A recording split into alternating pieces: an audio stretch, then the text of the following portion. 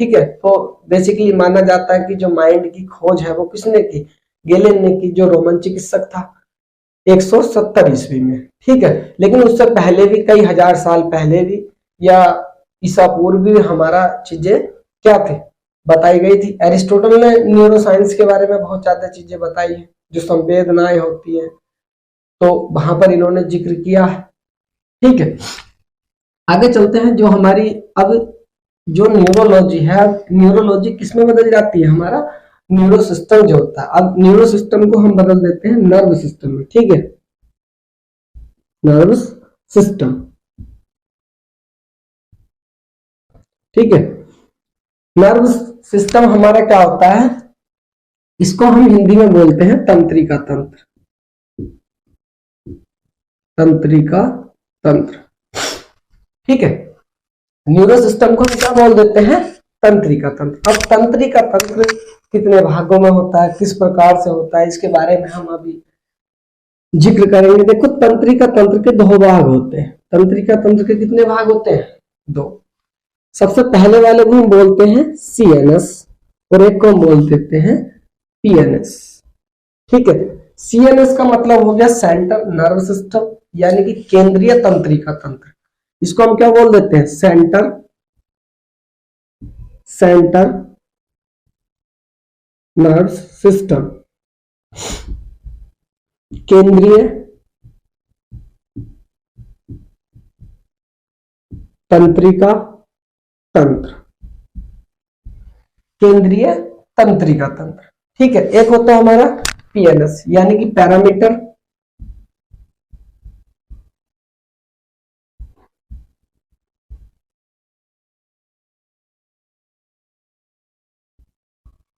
Nerve system,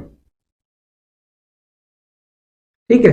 इसको हम हिंदी में बोल देते हैं, जो पैरामीटर्स होता है हमारा परिमाप, यानी कि जो बाहरी आवरण जो होता है, यानी कि जो हमारा क्या बोल देते हैं उसको, फलक, जो फलक होता है, यानी कि किसी भी एक जो हमारी उस जैसे न्यूरॉन्स के चारों ओर का हमने क्या बताया था, इंडोयूरियम भाग बताया था। तो इसी प्रकार से पैरामीटर्स क्या होता है, हमारा परिमाप होता है, यानी कि न्यूरॉन्स की एक हमारी जो नर्व सिस्टम है उसका बाहरी आवरण, ठीक है, या बाहरी सिस्टम, तंत्रिका तंत्र का बाहरी सिस्टम हमारा क्या कहलाता है, पैरामीटर्स नर्व सिस्टम कहलाता है। अब इसको देख लेंगे। जो सीएनएस में हमारा भाग लेता है, सीएनएस में भाग लेता है ब्रेन, ठीक है, यानी कि मानव मस्तिष्क और स्पाइनल कॉर्ड, ठीक है। इसमें हमारा भाग लेता है स्पाइनल कॉर्ड, ठीक है, नहीं, जो आपका मेरुदंड या मेरुरज्जु होता है, ठीक है। ये 2 चीजें भाग लेती हैं सीएनएस, यानी कि केंद्रीय तंत्रिका तंत्र में। लेकिन पैरामीटर्स में हमारी देख लेते हैं, ठीक। दोनों ही इंपॉर्टेंट है, ऐसा नहीं है। इनकी सहायता से इनको कंट्रोल किया जाता है, और इनके बिना ये हमारा क्या वेस्ट है, क्योंकि स्पाइनल कोड अभी आप किसी को भी इंस्ट्रक्शन देते रहो, लेकिन जो कोई इंस्ट्रक्शन पहुंचाने वाला ही नहीं है, तो आप उस इंस्ट्रक्शन का कैसे बेनिफिट कर सकते हैं, ठीक है। तो ये भी हमारे क्या है, मोस्ट है, और मोस्ट यही है क्योंकि सेंटर में यही होते हैं, ठीक है। यही हमारे और चीजों को क्या करते हैं, नियंत्रण, कंट्रोल करते हैं, ठीक है। इसमें हमारे देखिए, इसमें 12 जोड़ी हमारी क्रेनियल नर्व्स होती है, ठीक है, ठीक है। इसमें हमारी क्या होती है, क्रेनियल नर्व पेयर्स, यानी कि 12 जोड़ी हमारी क्या होती है, कपाल नसें होती है। क्रेनियल होता है हमारा कपाल, यानी कि 12 जोड़ी हमारी क्या पाई जाती है, कपाल नसें पाई जाती हैं, और 31 जोड़ी, ठीक है ना, 31 जोड़ी क्या पाई जाती है, स्पाइनल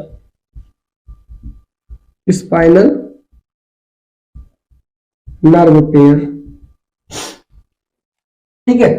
अभी इनका यूजेस मैं आपको बताऊंगा किस प्रकार से ये 31 जोड़ी जो स्पाइनल नर्व्स होती हैं, ये हमारी जो 31 जोड़ी हमारे जोड़ किसमें पाए जाते हैं, आपकी रीढ़ की हड्डी में कितने जोड़ पाए जाते हैं, 31 जोड़ी के उसमें कुंधे होते हैं जो आपस में इस प्रकार से जुड़ी होती है वो, ठीक है। तो उसमें 31 जोड़ी क्या होते हैं, आपके कुंधे पाए जाते हैं, जो आपकी क्या होती है, रीढ़ की हड्डी होती है, ठीक है। और 12 इसमें क्रेनियल नर्व्स होती है जो कपाल नसें होती हैं कपाल वाली, ठीक है, तो आपकी वे पाई जाती है। ठीक है, आगे चलते हैं। अब इसको थोड़ा सा और पार्ट्स देख लेते हैं। अब इसके दो पार्ट्स और हो जाते हैं। ठीक है, अब इसके कितने पार्ट्स हो जाते हैं? दो पार्ट्स, यानी कि इसी के हमारे दो पार्ट्स होते हैं। ठीक है, एक तो होता है सेमोटिक भाग। क्या होता है?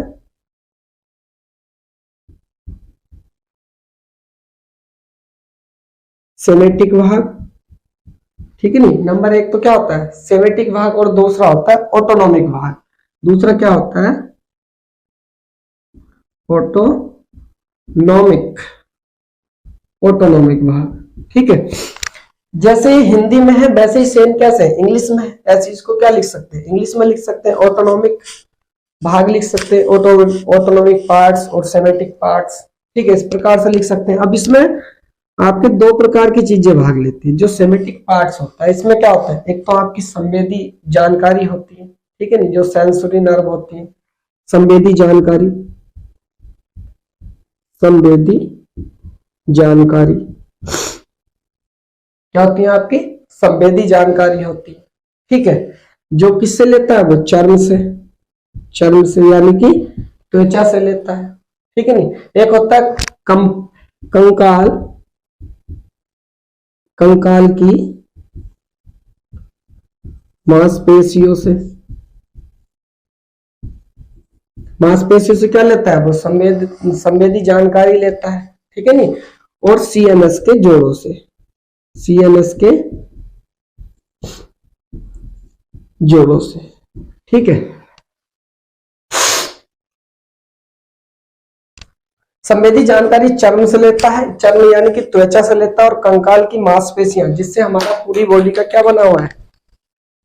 पूरी बॉडी का जिससे हमारा कंकाल बना हुआ है, इससे हमारी क्या लेता है? वो मांसपेशियों से जानकारी लेता है, और सीएनएस के जोड़ों से वो क्या करता है? जानकारी लेता है। ठीक है, दूसरा भाग इसमें आ जाता है जो मोटर आवेश होता है आपका। क्या होता है? मोटर आवेश, मोटर आवेश। ठीक है, इंग्लिश में इसको मोटर चार्ज के नाम से जाना जाता है। जो ये भी हमारा क्या होता है? सीएनएस यानी कि केंद्रीय तंत्रिका तंत्र का क्या होता है? भाग होता है। ये भी क्या होता है? सीएनएस के कंकाल मांसपेशियों तक होता है। यानी कि जो मोटर आवेश होता है वो आपका क्या होता है? सीएनएस, सीएनएस के कंकाल, कंकाल। ठीक है, ये क्या होता है? सीएनएस के मोटर आवेश सीएनएस के कंकाल मांसपेशियों तक होता है। इसी प्रकार से दूसरा भाग आपका यहाँ भी क्या होते हैं? दो प्रकार के भाग होते हैं। नंबर एक होता है सेंसरी नर्व, यानी कि संवेदी जो जानकारी होती है। ठीक है ना, इसको क्या बोल देते हैं? जो सेंसरी या संवेदी आपकी नसें होती हैं वे होती हैं। फिर इसमें मोटर नर्व्स होता है। ठीक है, इसमें दूसरा पार्ट क्या जाता है? चिकनी मांसपेशियां आ जाती है, और हृदय की मांसपेशियां आ जाती है। और ग्रंथियों का निर्माण भी किससे होता है? ऑटोनॉमिक भाग में ही होता है। ठीक है नहीं, जब हमारा नर्व सिस्टम आगे क्या करता है? कंट्रोलिंग पावर को दर्शाता है, तो ये क्या करता है? यहाँ पर आपकी ग्रंथि बनाएगा, हृदय की मांसपेशियां बनाएगा, ठीक है, और चिकनी मांसपेशियां बनाएगा। तो ये आपका क्या कहलाता है? ऑटोनॉमिक भाग कहलाता है। और ये आपका संवेदी जानकारी जो कंकाल की मांसपेशियों से या सीएनएस के जोड़ों से ली जाती है। और मोटर आवेश सीएनएस के कंकाल की जो मांसपेशियां हैं वहां तक होता है। ठीक, तो ये पार्ट था हमारा नर्व सिस्टम का। अब यही पार्ट जो स्पाइनल कॉर्ड है या ब्रेन है, ठीक है नहीं, और ये जो पैरामीटर नर्व सिस्टम है, यही आपका जो मस्तिष्क के अलग अलग पार्ट्स होते हैं, अलग अलग भाग होते हैं, उनसे जुड़े रहते हैं। अब आगे चलते हैं किस प्रकार से एक दूसरे से जुड़े रहते हैं। ठीक है, आगे डिस्कस करते हैं हम ब्रेन के बारे में। ठीक है, अभी बहुत ही मोस्ट आगे पार्ट्स होने वाला है। ठीक है, सही बच्चे बहुत ही अच्छे से चीजों को समझेंगे। कोई चीज अगर जो आपको कोई भी टॉपिक इससे रिलेटिव समझ में नहीं आता है तो आप कमेंट्स कर सकते हैं, मुझे बता सकते हैं कि ये किस प्रकार से होता है। ठीक है, अब हम चलते हैं ब्रेन के बारे में। ब्रेन बेसिकली होता क्या है? हमारा दिमाग होता है, मस्तिष्क होता है, सभी जानते हैं। और मस्तिष्क की क्या करता है? पूरी बॉडी का कंट्रोलिंग पावर है। ठीक है, अब इससे आपके जो पॉजिटिव इफेक्ट हैं वे भी ब्रेन में से आते हैं, और जो निगेटिव इफेक्ट हैं वे भी ब्रेन से आते हैं। ब्रेन अगर जो आपका पॉजिटिव वे में चल रहा है तो आपकी जो बॉडी होगी और सभी क्रियाएं क्या होंगी, पॉजिटिव रिजल्ट देंगी। लेकिन अगर जो माइंड किससे भरा हुआ है, निगेटिविटी से भरा हुआ है, तो बॉडी की जो क्रियाएं वो निगेटिव इफेक्ट देती है। ठीक है, अब देख लेंगे ब्रेन के बेसिकली कितने पार्ट्स हैं हमारे यहाँ पर, 3 पार्ट्स। ठीक है, सबसे पहला होता है हमारा फोर ब्रेन, पहला होता है फोर ब्रेन। ठीक है, दूसरा होता है हमारा मिड ब्रेन, दूसरा होता है मिड ब्रेन, और तीसरा होता है हमारा हिडन ब्रेन। ठीक है, तीसरा क्या होता है, हिडन ब्रेन, हिडन। ठीक, तीसरा होता है हमारा हिंड ब्रेन, तीसरा क्या होता है हमारा हिंड ब्रेन। ठीक है, इसी को हम जो फोर ब्रेन होता है इसको अग्र मस्तिष्क, अग्र मस्तिष्क, ठीक है, अग्र मस्तिष्क, या इसी को हम क्या बोल देते हैं, प्रति मस्तिष्क, इसी को हमारा प्रति मस्तिष्क भी बोला जाता है। ठीक है नहीं, ये जो माइंड्स का ऊपरी भाग होता है, ये जो सर वाला जहां पर बाल होते हैं, ऊपरी भाग क्या हो जाता है आपका, फोर ब्रेन है, अग्र मस्तिष्क है। ठीक है, या इसी को हम क्या बोल देते हैं, प्रति मस्तिष्क बोल देते हैं। ठीक है, आगे चलते हैं मिड ब्रेन। जो हमारा मिड ब्रेन होता है इसको हम क्या बोल देते हैं, मध्य मस्तिष्क, मध्य मस्तिष्क। ये आपका क्या कहलाता है, मिड ब्रेन कहलाता है। और ये आपका क्या कहलाता है, पश्च मस्तिष्क, इसको हम क्या बोल देते हैं, हिंड ब्रेन को बोल देते हैं पश्च मस्तिष्क।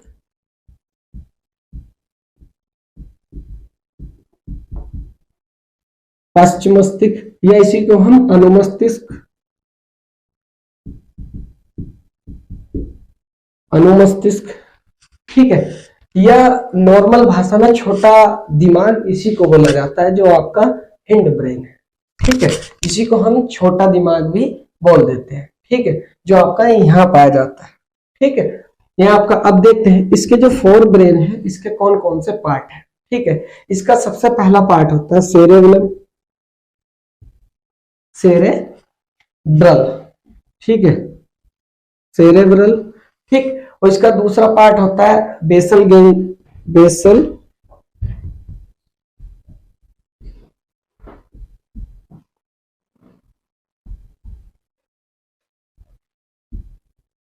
ठीक है, बेसल गेंगला।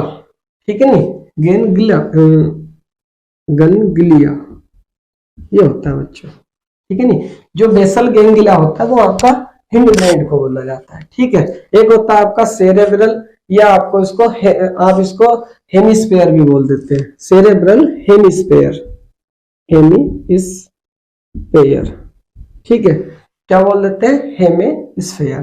ठीक है, आगे चलते हैं, इसका जो थर्ड पार्ट होता है, ठीक, इसके 4 पार्ट होते हैं, सेरेब्रल या हेमिस्फेयर, ठीक है, बेसल या गनग्लिया। ठीक, और तीसरा पार्ट इसका होता है आपका थैलेमस। ठीक है, थैलेमस, और एक इसका चौथा पार्ट होता है हाइपोथैलेमस, हाइपोथैलेमस।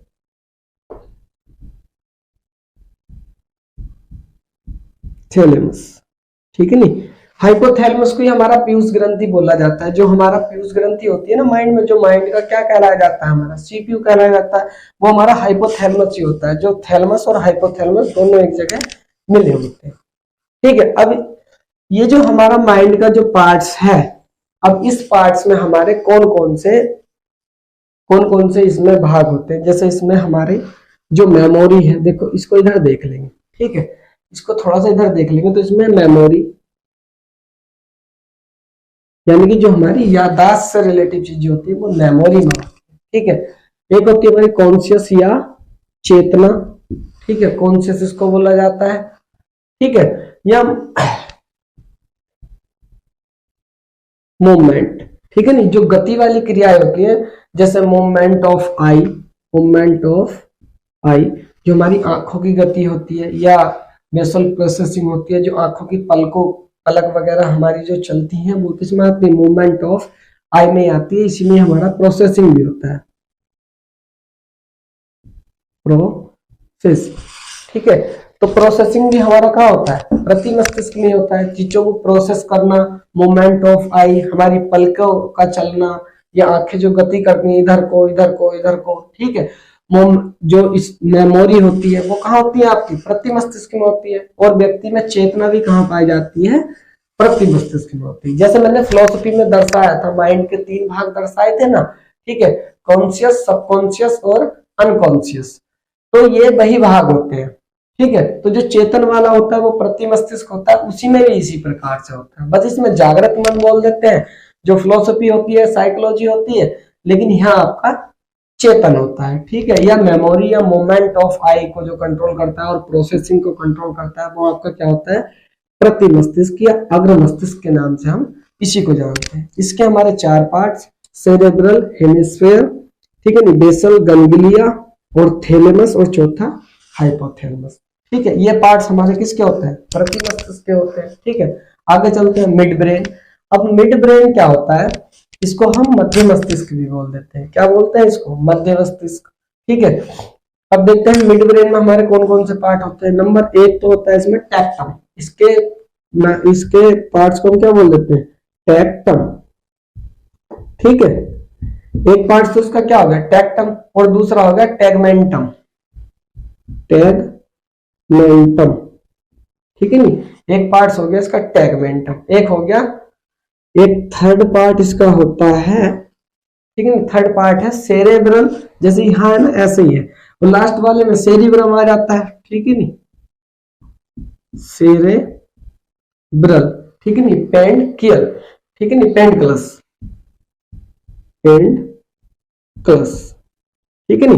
तीसरा पार्ट सेरेब्रल, पेंडक्लस, सेकंड पार्ट टैगमेंटम और फर्स्ट पार्ट टैक्टम, ठीक है। 3 पार्ट से मिलकर हमारा क्या बनता है, मध्य मस्तिष्क बनता है। अब इसमें कौन कौन से कार्य होते हैं, देखो, जैसे जो हमारे इसमें ये कौन कौन सी चीजों को उत्पन्न करता है, किन किन पे वर्क करता है। एक तो हमारी पावर, क्षमता पर, ठीक है। दूसरी हमारी जो श्रवण शक्ति होती है, श्रवण, ठीक है नी, श्रवण यानी कि जो श्रव्य पावर होती है, श्रव्य क्षमता होती है, या जो हेयरिंग पावर होती है, जो सुनने की क्षमता होती है, ठीक है। और तीसरी होती है दृश्य, दृश्य यानी कि देखना, ठीक है। देखने वाली चीजों की जो पावर होती है वो भी किसमें होती है, आपकी मिड ब्रेन में प्रोसेस होती है, ठीक है। अब हम चलते हैं हिंड ब्रेन। हिंड ब्रेन को हम क्या बोल देते हैं, पश्चिम मस्तिष्क या अनुमस्तिष्क भी बोल देते हैं। ये बेसिकली बहुत ही आपका मेन पार्ट्स कौन सा होता है, हिंड ब्रेन होता है। अभी मैं बताऊंगा कि बॉडी में किस प्रकार से ये एक दूसरे से क्या होता है, कनेक्ट होते हैं, ठीक है। अब इसमें आपका एक पार्ट्स होता है जो आपका हिंड ब्रेन है, इसमें क्या होता है, सेरेबेलम, ठीक है नी, सेरेबेलम एक पार्ट्स होता है, और दूसरे भाग को इसको क्या बोल देते हैं, पोन्स, पोन्स। ये इंग्लिश और हिंदी में सेम होते हैं, ठीक है। एक होता है मेड्यूला, थर्ड पार्ट क्या होता है, मेड्यूला, ठीक है। ये क्या होता है आपका, मेड्यूला होता है, लेकिन यही पार्ट से सबसे मेन कहलाया जाता है, ठीक है। मेन तो ये भी होते हैं और ये भी होते हैं, क्योंकि इनके बिना, लेकिन ये एक दूसरे से क्या होते हैं, बिल्कुल कनेक्टेड होते हैं। किसी के बिना कोई कार्य नहीं हो सकता, लेकिन अधिकतम कार्य जो प्रोसेस के लिए आते हैं वो यहाँ पर आते हैं, लेकिन वे आते कहाँ से हैं, जब प्रोसेस भी तो आप तभी करोगे तब आपके पास सूचनाएं होंगी, संवेदनाएं होंगी, इंफॉर्मेशन होंगी, तब आपके पास इंफॉर्मेशन नहीं है तो आप कैसे चीजों को क्या करेंगे, प्रोसेस कर सकते हैं, नहीं कर सकते। आप अगर जो चक्की चलाओगे, आपके पास गेहूं नहीं है तो आटा कैसे बना सकते हो, नहीं बना सकते, सिंपल वे में बात है, ठीक है नहीं। तो ये भी क्या है, बिल्कुल जरूरी है। आपका पश्चिम मस्तिष्क, अनुमस्तिष्क, या इसको ही हम मस्तिष्क प्रच्छा के नाम से भी जानते हैं, ठीक है नहीं, या इसी को हम मस्तिष्क पूंछ के भी नाम से जानते हैं, जो आपका अंतिम ब्रेन होता है, ब्रेन का लास्ट भाग, ठीक है। तो ये तो हमारे था इस प्रकार से। अब इसमें हमारी कौन कौन सी क्रियाएं होती है, जैसे ज्ञान है, ज्ञान, ठीक है। इससे हमारी क्या होती है, जो ज्ञान की क्रिया है, यह हमारी बुद्धि है, क्या है, बुद्धि वाली जो क्रियाएं है जो ज्ञान से संबंधित है।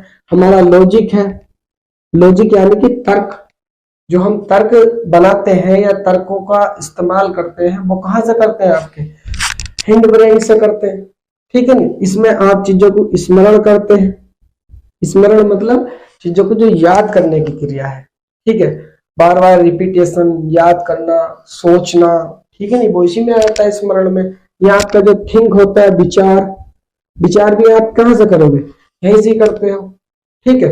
ये आपका जो नियंत्रण होता है, नियंत्रण, देखो नियंत्रण यहाँ भी आया और यहाँ भी आया, लेकिन यहाँ प्रोसेसिंग है, पहले प्रोसेसिंग करना पड़ेगा तब आप कंट्रोल कर सकते हो। लेकिन ये माइंड का एक ऐसा पार्ट होता है जो बहुत सारी चीजें अपने आप से क्या कर लेता है, स्वतः कंट्रोल कर लेता है। जैसे अनैच्छिक क्रियाओं में आपको जो इनवॉलेंट्री एक्टिविटी होती है, इनवॉलेंट्री एक्टिविटी या अनैच्छिक क्रियाएं होती हैं, उनको नियंत्रण ये आप यहीं से कर सकते हैं, ठीक है, वे माइंड तक लो नहीं जाती, ठीक है। जैसे आपका किसी गर्म वस्तु पर हाथ रखा जाए, ऑटोमेटिकली फेंक देगा, ठीक। आपका पैर में कांटा लग जाए, ऑटोमेटिकली पैर क्या हो जाता है, ऊपर उठ जाता है। तो ये क्रियाएं नियंत्रण वाली जो हैं, ये इसी ब्रेन के द्वारा ऑटोमेटिक भी हो जाती हैं। तो इनको हम क्या बोल देते हैं, इनवॉलेंट्री एक्टिविटी बोल देते हैं, अनैच्छिक क्रियाएं, ठीक है। तो इस प्रकार से हमारी जो ऐच्छिक क्रियाएं होती हैं, जो वॉलेंट्री एक्टिविटी होती है, वे हमारे प्रति मस्तिष्क और इन तीनों मस्तिष्क के होकर गुजरती है। जो हमारा जो इसके पार्ट्स हैं प्रति मस्तिष्क के, जब तक उन पर विचार नहीं करने के तब तक नहीं कहेंगे कि आपको हाथ हटाना चाहिए, पैर हटाना चाहिए, वो इसको नहीं बोलता है, ठीक है। तो ये चीजें आपकी क्या होती हैं, इस प्रकार से चीजें कंट्रोल होंगी, ठीक है। अब देखेंगे इसका, मैंने अभी बताया था आपको, जो ब्रेन होता है, ब्रेन में लगभग ये जो ब्रेन का पार्ट्स होता है, ये सबसे पहले ब्रेन की खोज किसने की, 170 ईस्वी में, लगभग 170 ईस्वी में रोमन चिकित्सक गेलन ने इसकी खोज की थी, ठीक है। और इसमें क्या होता है, देखो 70 से 75% क्या होता है, जो हमारा माइंड होता है वो जल से बना हुआ होता है, ठीक है। और इसकी एक खास बात है कि ये 10 से 23 बार तक क्या करता है, आपका करंट उत्पन्न करता है, ठीक है। यानी कि जो हमारी एक बल्ब को जलाने के लिए पर्याप्त विद्युत होता है, इतना करंट उत्पन्न कर सकता है आपका माइंड। और पूरे माइंड में जितनी वसा पाई जाती है, टोटल वसा जितनी हमारी पाई जाती है चर्बी, उसका 60% भाग किसमें होता है, मस्तिष्क में होता है। बाकी 40% से हमारी पूरी बॉडी को क्या किया जाता है, कंट्रोल किया जाता है, ठीक है। इतनी बात बहुत अच्छे से समझ में आ गई होगी, ठीक है। जैसे सेरेबेलम, पोन्स और मेडुला है, ठीक है। इसी जो हिडन मस्तिष्क है, इसी के ऊपर हमारा क्या होता है, या इसी पार्ट को हम गैंगिला भी बोल देते हैं, ठीक है नहीं। इसी पार्ट को क्या बोल देते हैं, गैंगिला, ठीक है नहीं। जैसे गैंगिला के समय जो लॉजिक है, लॉजिक का जो निर्माण करता है वो आपका गैंगिला पार्ट्स ही करता है, कहाँ चीजों पे क्या करना है। जैसे गैंगिला सबसे ज्यादा आपका टूथ ब्रश करते समय क्या होता है, गैंगिला सबसे ज्यादा एक्टिव होता है। और गैंगिला का हमने अभी जिक्र किया है, किसका जिक्र किया है, गैंगिला, यानी कि जी ये जो हमारा ये वाला जो पार्ट है या अनुमस्तिष्क है। जब कोई व्यक्ति कोमा में चला जाता है, ठीक है नहीं, कोई व्यक्ति कोमा में है, लेकिन उसके कोमा में जाने पर या वो अपनी याददाश्त भूल जाता है, लेकिन वो अपनी आदत, अपनी एक्टिविटी को कभी नहीं भूलता। वो इसी वजह से, क्योंकि गैंगिला में जो तुम्हारी आदत है वो गैंगिला में सेव हो जाती है। और गैंगिला की वजह से आपको किसी भी चीज की क्या होती है, लत लग जाती है। किसी भी चीज की आपको अगर जो लत लगती है तो उसका कारण क्या है, आपका गैंगिला है, ठीक है नहीं। गैंगिला क्या होता है, तुम्हारा इसका कारण है आपको किसी भी चीज की लत लगना या लत को हटाना, ठीक है नहीं, कैसे उसको दूर कर सकते हैं। तो जब तक ये आपका रिमूव नहीं करेगा, आपकी लत रिमूव नहीं होगी, ठीक है। आगे चलते हैं, कुछ और पार्ट्स के साथ में हम आपको बताते हैं कुछ और स्टडीज के, ठीक है। अब इन सभी का एक पार्ट्स में मैं इसको डिवाइड करता हूं, सिर्फ 2 पार्ट्स में, ठीक है। पूरे माइंड को हम क्या कर देते हैं, 2 पार्ट्स में डिवाइड कर लेते हैं, ठीक। सपोज दैट हर किताब में क्या अलग अलग है, लेकिन हमने क्या कर लिया, माइंड को 2 पार्ट्स में क्या कर लिया, डिवाइड कर लिया, ठीक है। ये वाला पार्ट हमारा क्या हो गया, राइट भाग है, और ये हमारा क्या है, लेफ्ट भाग। यानी कि माइंड्स को अब हमने 2 पार्ट्स में डिवाइड किया बेसिकली, ठीक है। अब ये जब हम 2 पार्ट्स में इसको डिवाइड करते हैं तो देखो ये जो राइट है, तो ये इसकी तरफ क्या होता है, लेफ्ट हैंडेड, लेफ्ट हैंडेड, और इसकी तरफ होता है आपका राइट हैंडेड।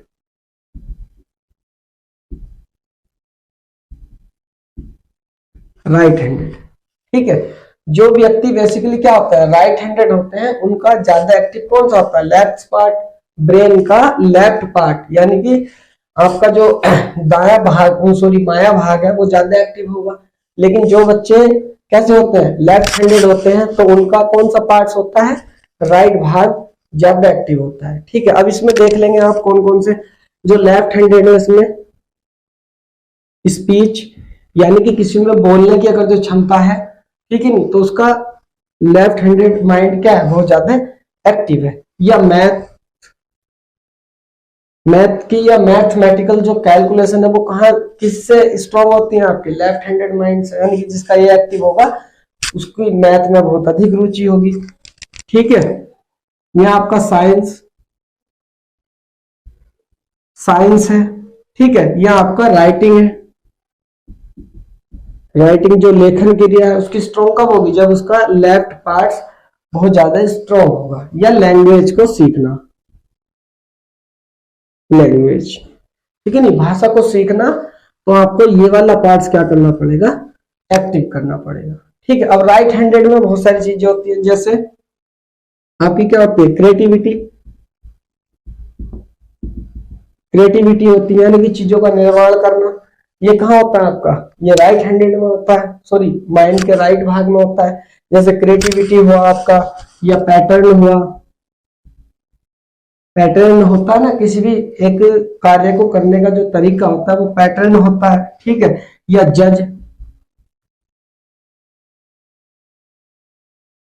जजिंग पार्ट्स जो होता है, यानी कि चीजों पे न्याय करना या चीजों को तर्क के रूप पर अलग अलग करना। ठीक है नहीं, तो वो आपका राइट वाला पार्ट ही करता है माइंड का। ठीक है, एक होता है आपका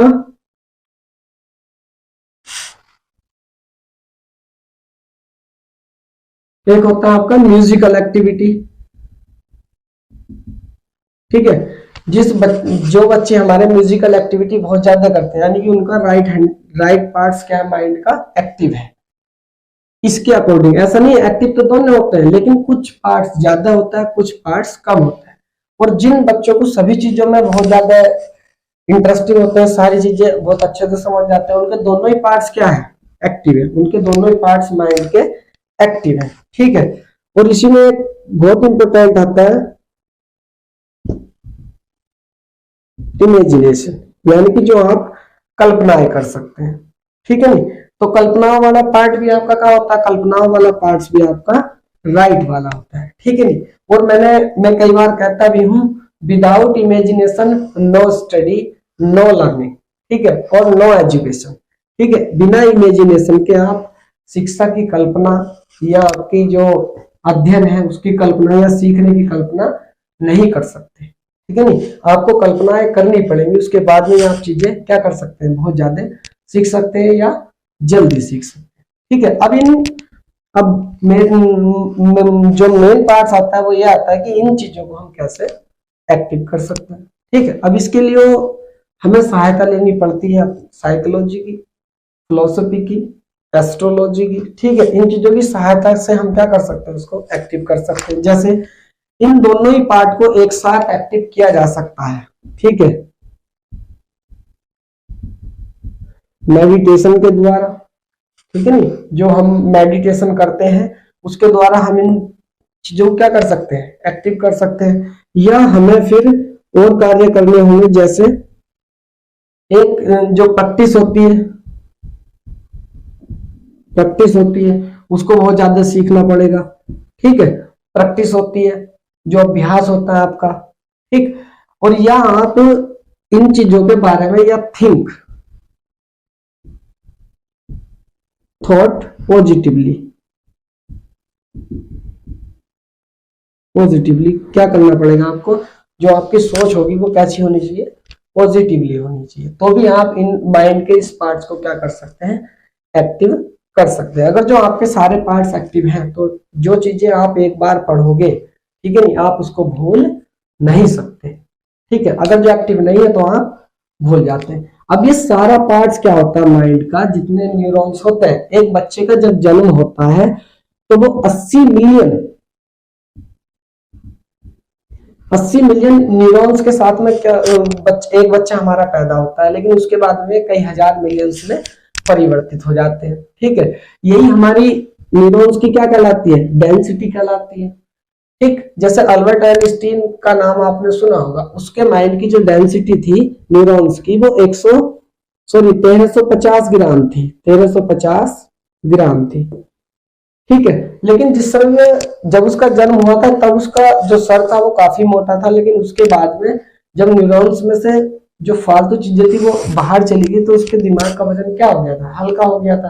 ठीक है, और उसके माइंड की रिसर्च के लिए आपको पता भी होगा कि संग्रहालय में से अल्बर्ट आइंस्टीन का दिमाग चुरा लिया गया था और उसके 274 टुकड़े करके अलग अलग लैब में भेज दिए गए थे। ठीक है, स्टडी करने के लिए, इसी वजह से। ठीक, कि अच्छा उसमें क्या था, तो उसमें बच्चों क्या था, उसके जो माइंड के न्यूरॉन्स थे। ठीक है, और ऐसा माना जाता है हमारे जो पूरा माइंड होता है, ठीक है, अल्बर्ट आइंस्टीन का 5% ही माइंड क्या था, माइंड के जो न्यूरॉन्स थे वो 5% एक्टिव थे। ठीक है, अगर जो किसी इतने महान वैज्ञानिक के दिमाग का 5% भाग ही एक्टिव हो, जबकि 95% न्यूरॉन्स थे वो क्या नहीं थे, एक्टिव नहीं थे। अगर जो सारे एक्टिव होते, अगर जो 10% किसी व्यक्ति के एक्टिव हो जाते हैं, 10 से 15% या 20% के बीच, ठीक है, तो व्यक्ति में एक सुपर पावर, जैसे बहुत ज्यादा इलेक्ट्रोमैग्नेटिक फील्ड उत्पन्न करना, चीजों को अपने आप से उठा लेना, ठीक है, ये कार्य वो स्वतः कर लेता है।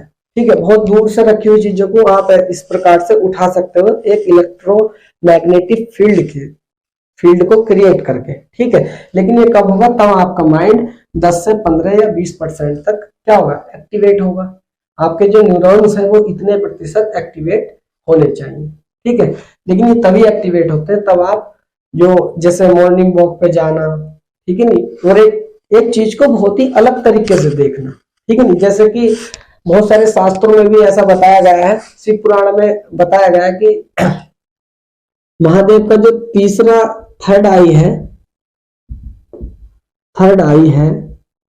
वो क्या है, ज्ञान का प्रतीक होता है। ठीक है नहीं, तो ज्ञान को एक्टिव करने के लिए आपको मैंने बताया मेडिटेशन है, प्रैक्टिस है और थॉट पॉजिटिवली है।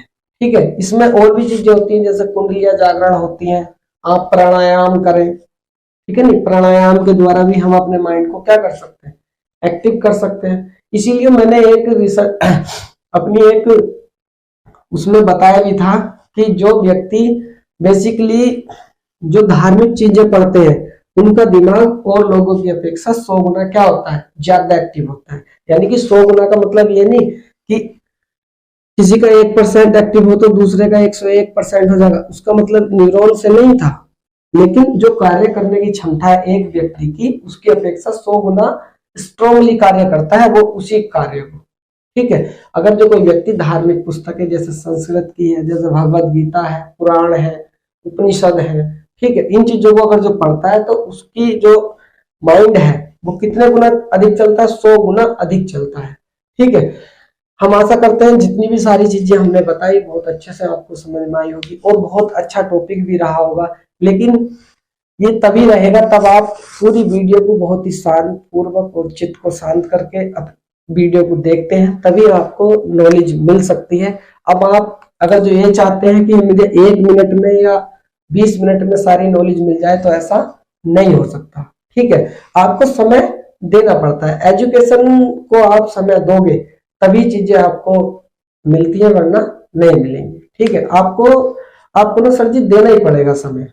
ठीक है, नहीं देंगे तो नहीं होगा। ठीक है, हम आशा करते हैं बहुत अच्छे से आपको टॉपिक समझ में आया होगा। इससे रिलेटिव अगर जो आपको कुछ भी कोई भी प्रॉब्लम आती है, किसी भी टॉपिक पे आपको ऐसा लग रहा है कि हम नहीं समझ पा रहे हैं, तो आप मुझे कमेंट्स बॉक्स में कमेंट्स करके भेजिए। उस टॉपिक को बहुत ही इजीली पढ़ाने का और समझाने का मैं कार्य कर रहा हूँ इस समय पर। ठीक है, आप बहुत बहुत धन्यवाद, आप फ्यूचर से जुड़े हैं और जुड़े रहिए एक नई जानकारी के साथ। Thank you.